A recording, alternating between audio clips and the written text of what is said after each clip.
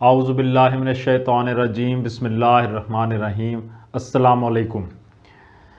آج آپ کا میزبان ڈاکٹر کاشف بشیر تفہیم القرآن سیریز کی قسط نمبر 63 کے ساتھ آپ کے سامنے حاضر خدمت ہے، جس میں ہم انشاءاللہ سورہ نساء کی آیت نمبر 26 سے آغاز کر رہے ہیں، اس دعا کے ساتھ کہ اللہ تعالی ہم تمام لوگوں کو، تمام مسلمانوں کو برائیوں سے بچنے کی توفیق عطا فرمائے، برے کاموں سے بچنے کی توفیق عطا فرمائے، شیطان کے شر سے بچنے کی توفیق عطا فرمائے۔ اسی دعا کے ساتھ آغاز کرتے ہیں۔ بسم اللہ الرحمن الرحیم۔ یرید اللہ لیبین لکم ویہدیکم سنن الذین من قبلکم ویتوب علیکم واللہ علیم حکیم۔ ترجمہ: اللہ چاہتا ہے کہ تم پر ان طریقوں کو واضح کرے اور انہی طریقوں پر تمہیں چلائے جن کی پیروی تم سے پہلے گزرے ہوئے صلحاء کرتے تھے۔ وہ اپنی رحمت کے ساتھ تمہاری طرف متوجہ ہونے کا ارادہ رکھتا ہے اور وہ علیم بھی ہے اور دانا بھی۔ اس کی تفسیر میں آیا کہ سورہ کے آغاز سے یہاں تک کی جو ہدایات جاری کی گئی ہیں اور اس سورہ کے نزول سے پہلے سورہ بقرہ میں مسائل تمدن و معاشرت کے متعلق جو ہدایات دی جا چکی تھیں، ان سب کی طرف بحیثیت مجموعی اشارہ کرتے ہوئے فرمایا جا رہا ہے کہ یہ معاشرت، اخلاق اور تمدن کے وہ قوانین ہیں جن پر قدیم ترین زمانے سے ہر دور کے انبیاء اور ان کے صالح پیرو عمل کرتے چلے آئے ہیں، اور یہ اللہ کی عنایت و مہربانی ہے کہ وہ تم کو جاہلیت کی حالت سے نکال کر صالحین کے طریقہ زندگی کی طرف تمہاری رہنمائی کر رہا ہے۔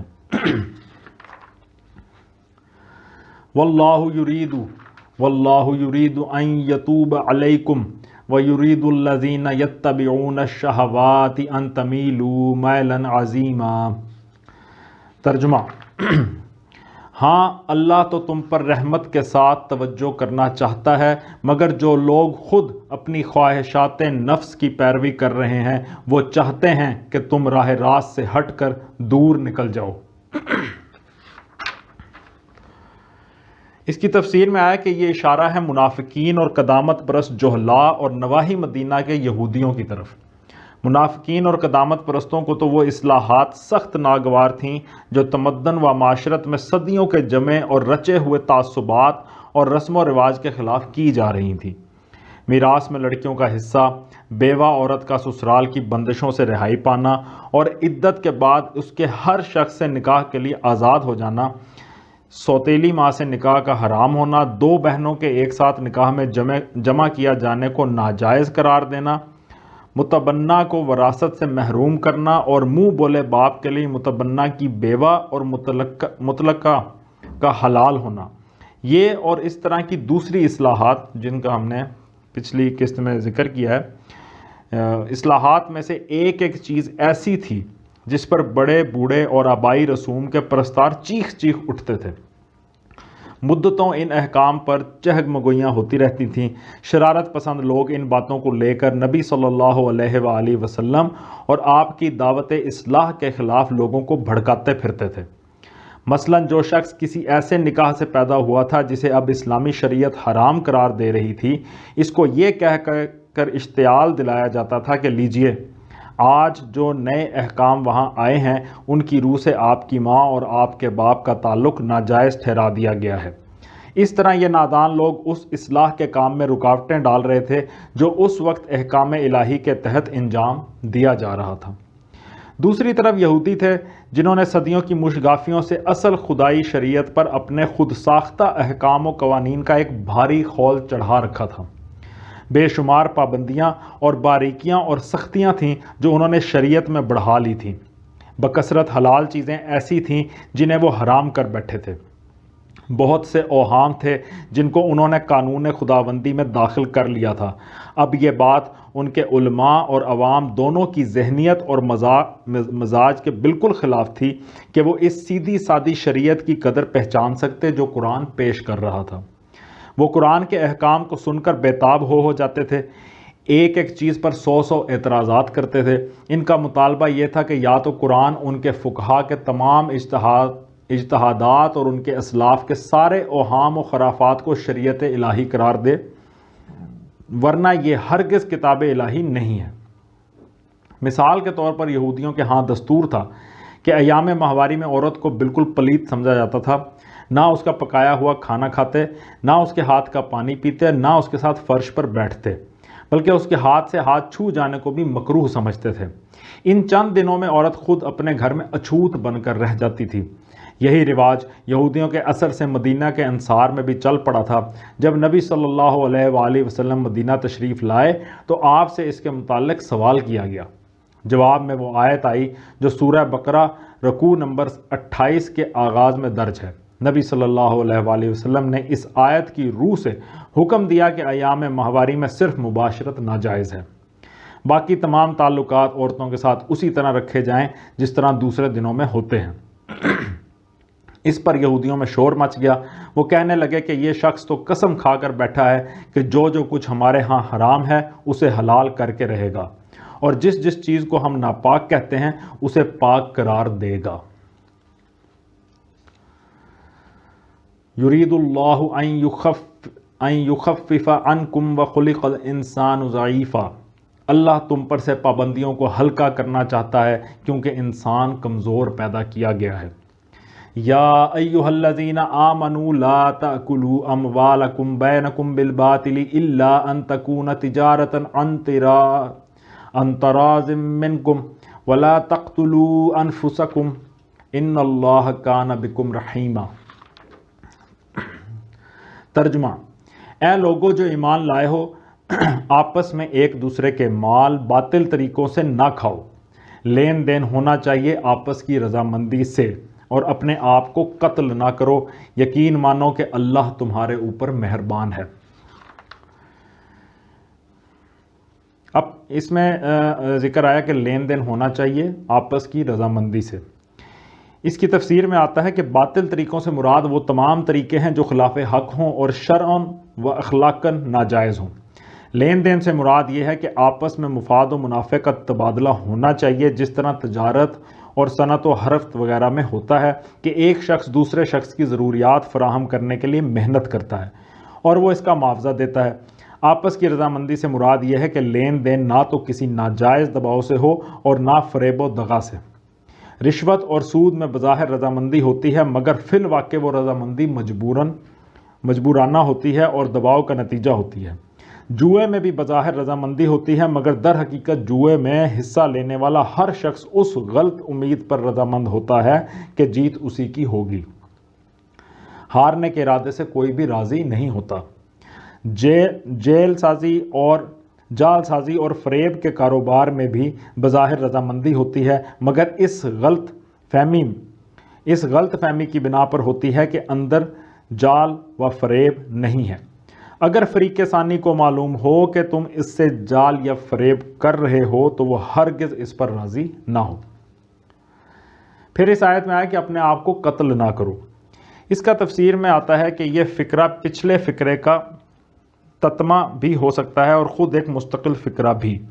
اگر پچھلے فقرے کا تتمہ سمجھا جائے تو اس کا مطلب یہ ہے کہ دوسروں کا مال ناجائز طور پر کھانا خود اپنے آپ کو ہلاکت میں ڈالنا ہے۔ دنیا میں اس سے نظام تمدن خراب ہوتا ہے اور اس کے برے نتائج سے حرام خور آدمی خود بھی نہیں بچ سکتا، اور آخرت میں اس کی بدولت آدمی سخت سزا کا مستوجب بن جاتا ہے۔ اور اگر اسے مستقل فقرہ سمجھا جائے تو اس کے دو معنی ہیں۔ ایک یہ کہ ایک دوسرے کو قتل نہ کرو، دوسرے یہ کہ خودکشی نہ کرو۔ اللہ تعالیٰ نے الفاظ ایسے جامع استعمال کیے ہیں اور ترتیب کلام ایسی رکھی ہے کہ اس سے یہ تینوں مفہوم نکلتے ہیں اور تینوں ہی حق ہیں۔ آیت کے آخر میں آیا کہ اللہ تمہارے اوپر مہربان ہے۔ اس کے بارے میں تفسیر میں لکھا گیا کہ یعنی اللہ تعالیٰ تمہارا خیر خواہ ہے، تمہاری بھلائی چاہتا ہے، اور یہ اس کی مہربانی ہی ہے کہ وہ تم کو ایسے کاموں سے منع کر رہا ہے جن میں تمہاری اپنی بربادی ہے۔ وَمَن يَفْعَلْ ذَلِكَ عُدْوَانًا وَظُلْمًا فَسَوْفَ نُصْلِيهِ نَارًا وَكَانَ ذَلِكَ عَلَى اللَّهِ يَسِيرًا۔ ترجمہ: جو شخص ظلم و زیادتی کے ساتھ ایسا کرے گا اس کو ہم ضرور آگ میں جھونکیں گے، اور یہ اللہ کے لیے کوئی مشکل کام نہیں ہے۔ ان تجتنبوا کبائر ما تنہون عنہ نکفر عنکم سیئاتکم وندخلکم مدخلا کریما۔ ترجمہ: اگر تم ان بڑے بڑے گناہوں سے پرہیز کرتے رہو جن سے تمہیں منع کیا جا رہا ہے تو تمہاری چھوٹی موٹی برائیوں کو ہم تمہارے حساب سے ساقط کر دیں گے اور تم کو عزت کی جگہ داخل کریں گے۔ اس کی تفسیر میں آیا کہ یعنی ہم تنگ دل اور تنگ نظر نہیں ہیں کہ چھوٹی چھوٹی باتوں پر پکڑ کر اپنے بندوں کو سزا دیں۔ اگر تمہارا نامہ اعمال بڑے جرائم سے خالی ہو تو چھوٹی خطاؤں کو نظر انداز کر دیا جائے گا اور تم پر فرد جرم لگائی ہی نہ جائے گی۔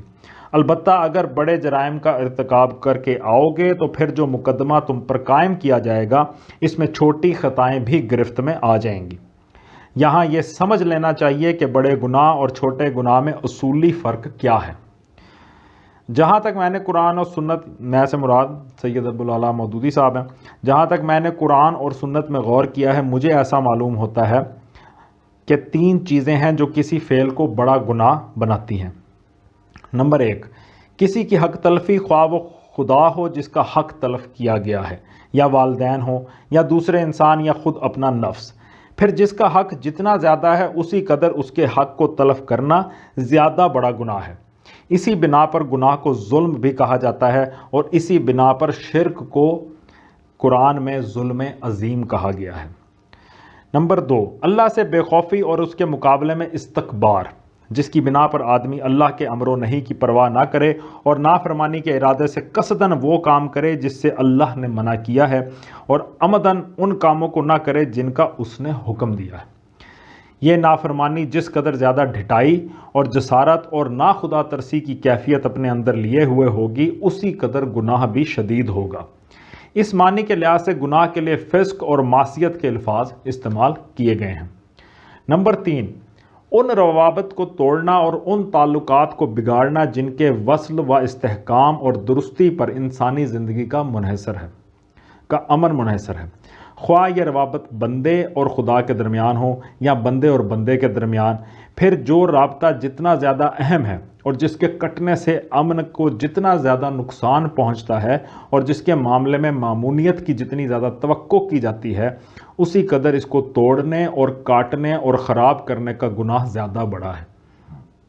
مثلاً زنا اور اس کے مختلف مدارج پر غور کیجئے۔ یہ فعل فی نفس ہی نظام تمدن کو خراب کرنے والا ہے، اس لیے بجائے خود ایک بڑا گناہ ہے مگر اس کی مختلف صورتیں ایک دوسرے سے گناہ میں شدید تر ہیں۔ شادی شدہ آدمی کا زنا کرنا بن بیاہے کی بنسبت زیادہ سخت گناہ ہے۔ منکوحہ عورت سے زنا کرنا غیر منکوحہ سے کرنے کی بنسبت قبیح تر ہے۔ ہمسائے کے گھر والوں سے زنا کرنا غیر ہمسائے سے کرنے کی بنسبت زیادہ برا ہے۔ محرمات مثلا بہن یا بیٹی یا ماں سے زنا کرنا غیر عورت سے کرنے کی بنسبت اشنا ہے۔ مسجد میں زنا کرنا کسی اور جگہ کرنے سے اشد ہے۔ ان مثالوں میں ایک ہی فعل کی مختلف صورتوں کے درمیان گناہ ہونے کی حیثیت سے مدارج کا فرق انہی وجوہ سے ہے جو اوپر بیان ہوئے ہیں۔ جہاں مامونیت کی توقع جس قدر زیادہ ہے، جہاں انسانی رابطہ جتنا زیادہ مستحق احترام ہے اور جہاں اس رابطے کو قطع کرنا جس قدر زیادہ موجب فساد ہے، وہاں زنا کا ارتکاب اسی قدر زیادہ شدید گناہ ہے۔ اسی معنی کے لحاظ سے گناہ کے لیے فجور کی اصطلاح استعمال کی جاتی ہے۔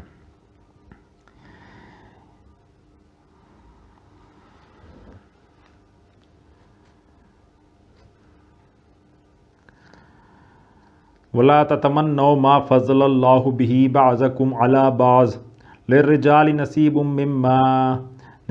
مِّمَّا اكْتَسَبُوا وَلِلنِّسَاءِ نَصِيبٌ مِّمَّا اكْتَسَبْنَ وَاسْأَلُوا اللَّهَ مِن فَضْلِهِ إِنَّ اللَّهَ كَانَ بِكُلِّ شَيْءٍ عَلِيمًا۔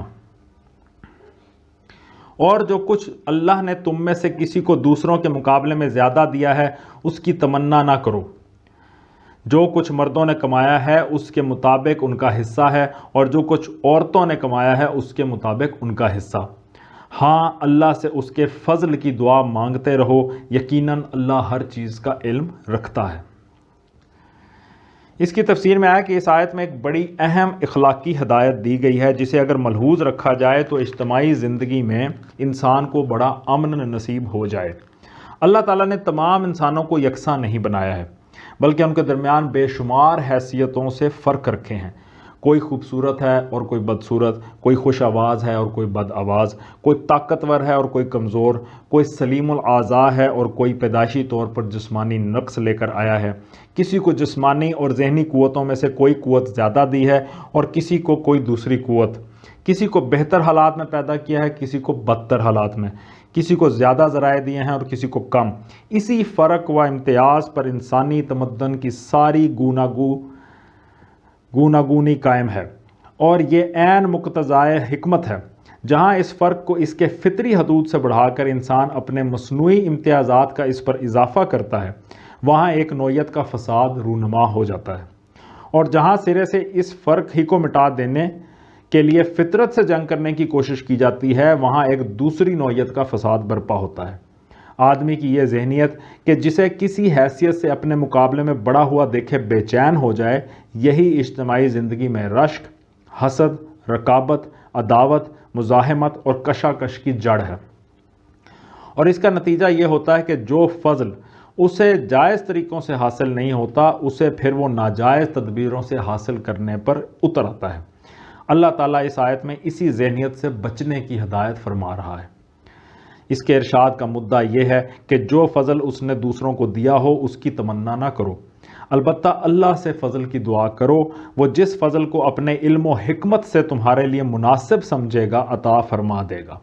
اور یہ جو فرمایا کہ مردوں نے جو کچھ کمایا ہے اس کے مطابق ان کا حصہ ہے، اور جو کچھ عورتوں نے کمایا ہے اس کے مطابق ان کا حصہ، اس کا مطلب جہاں تک میں سمجھ سکا ہوں، میں سے مراد اس کے مصنف ہیں سید ابوالعلا مودودی صاحب، جہاں تک میں سمجھ سکا ہوں یہ ہے کہ مردوں اور عورتوں میں سے جس کو جو کچھ اللہ نے دیا ہے، اس کو استعمال کر کے جو جتنی اور جیسی برائی یا بھلائی کمائے گا، اسی کے مطابق یا بالفاظ دیگر اسی کی جنس سے اللہ کے ہاں حصہ پائے گا۔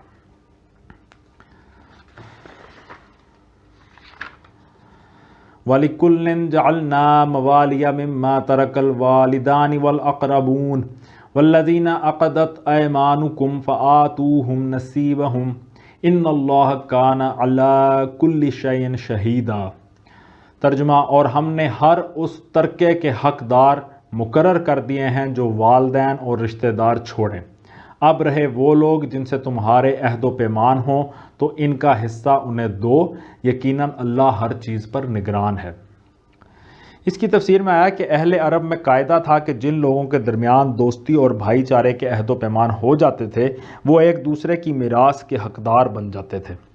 اسی طرح جسے بیٹا بنا لیا جاتا تھا وہ بھی منہ بولے باپ کا وارث قرار پاتا تھا۔ اس آیت میں جاہلیت کے اس طریقے کو منسوخ کرتے ہوئے ارشاد فرمایا گیا ہے کہ وراثت تو اسی قاعدے کے مطابق رشتہ داروں میں تقسیم ہونی چاہیے جو ہم نے مقرر کر دیا ہے، البتہ جن لوگوں سے تمہارے عہد و پیمان ہوں ان کو اپنی زندگی میں تم جو چاہے دے سکتے ہو۔ صدق اللہ العلی العظیم۔ الحمدللہ، اللہ تعالیٰ کا لاکھ لاکھ شکر ہے کہ آج ہم نے سورہ نساء کی آیت نمبر 33 تک کا ترجمہ اور تفسیر پر غور کرنے کی کوشش کی ہے، اور اس میں اللہ تعالیٰ اخلاقیات کی تعلیم دے رہے ہیں۔ اللہ تعالیٰ سے دعا ہے کہ اللہ تعالیٰ ہمیں اپنے اخلاق پختہ کرنے کی توفیق عطا فرمائے، اور حقوق العباد کو پریارٹی میں لانے میں، ترجیح میں لانے میں، اور ان کو ادا کرنے میں بڑھ چڑھ کر کوشش کرنے کے لیے توفیق عطا فرمائے۔ اسی دعا کے ساتھ آپ سے اجازت چاہیں گے۔ اپنا بہت خیال رکھیں۔ آپ لوگوں کا بہت بہت شکریہ۔ اللہ حافظ۔